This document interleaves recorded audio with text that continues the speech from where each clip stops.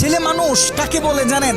যে তার নিজের কলিজা ছেঁড়া কষ্ট ভাতের লোকমার সাথে প্রতিনিয়ত গিলে খায়, তাকে ছেলে মানুষ বলে। একটা ছেলে যখন বড় হয় সে তার নিজের বাবাকে গিয়ে এই কথাটা বলতে পারে না, বাবা আমি প্রচুর পরিমাণে ডিপ্রেশনে আছি, আমি অনেক সমস্যার ভিতরে আছি, আমার একটু তোমার সাপোর্টটা দরকার, কারণ তোমার ছেলের তুমি ছাড়া এত আপন তো আর কেউ নাই। বাবা তোমার ছেলের মাথায় একটু হাত বুলিয়ে দাও, সামান্য সময়ের জন্য হলেও তোমার ছেলেকে একটু বুকে টেনে নাও। তুমি যদি একটু আমাকে তোমার বুকে টেনে নাও তাহলে আমার কষ্ট অনেকটা কমে যাবে। ছেলেরা এই কথাগুলো কখনোই তাদের বাবাকে গিয়ে বলতে পারে না। ছেলেরা কখনো নিজের মাকে জড়িয়ে ধরে কান্না করতে পারে না, because people say boys don't Cry. ছেলেদের মুখে কান্না মানায় না, এ কারণে ছেলেরা নিজে কষ্টে পড়লে কাউকে একটু কান্না করেও বলতে পারে না। খুব খেয়াল করে দেখবেন, একটা ছেলে খাবার খাওয়ার আগে যে কখনো প্লেটটা ধুয়ে খাবার খায় নাই, এই ছেলেটাও নিজের সবটা দিয়ে চেষ্টা করে নিজের ফ্যামিলি, নিজের প্রিয় মানুষটার মুখে হাসি ফোটানোর জন্য। অনেক ছেলে দেশে পরিশ্রম করে, অনেক ছেলে প্রবাসে বছরের পর বছর নিজের ফ্যামিলি, নিজের প্রিয় মানুষের মুখে হাসি ফোটানোর জন্য পড়ে থাকে।